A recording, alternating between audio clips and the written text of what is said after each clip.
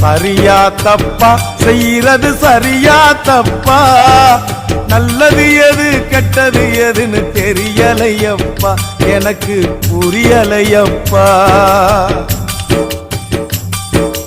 கருவறை முதல் கல்லறை வரைக்கும்